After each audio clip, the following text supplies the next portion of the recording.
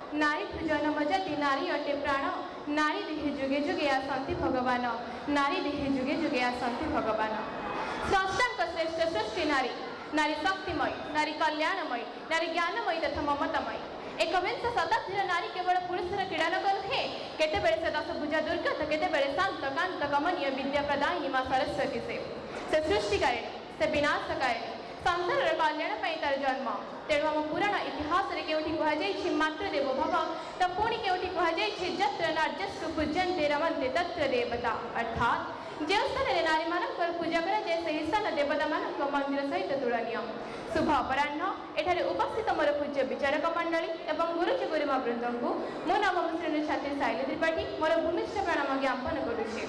आज रही पवित्र अवसर में मत किसी कहबार सुजोग मिली मु निजक धन्य मन करुछे।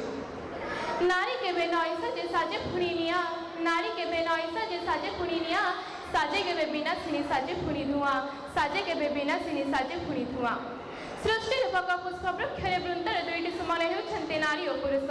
गोटे मुद्रार दुई पार्श्व परी परस्पर परस्पर परिपूरक किंतु वर्तमान समय रे नारी लास्यमयी हास्यमयी नर्मदायिनी की सज्ज संगिनी नुहे से ज्वालामुखी से आदिशक्ति जोगमाया परिवर्तनकारिणी तेणु तो उत्कल को उत्कल जननी भारत को भारत माता बोली अभिहित कर वास्तविक भाव में नारी शक्ति आज सारा विश्व सशक्त क्रीड़ा संस्कृति देश रक्षा शिक्षा प्रत्येक क्षेत्र में आज गोटेश्वर सर्वसंख्या नारी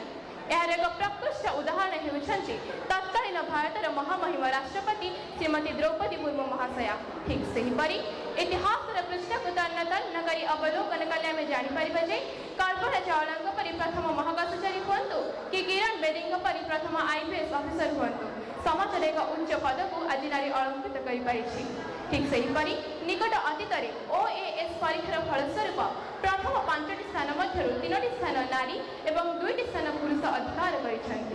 किंतु वर्तमान भारतर नारी स्थिति को आम ध्यान कले आम जापर जे अशिक्षा तथा तज्जनित कारण नारी आज अबला दुर्बला तथा एक विलास सामग्री रूपे परिगणित होती से देशर राष्ट्रपति महामहिम द्रौपदी मुर्मू हूँ कि अर्थनीति को संभालुवा निर्मला सीतारमण हूँ एमाने प्रत्येक जड़े जड़े नारी तेणु यथार्थ कहुई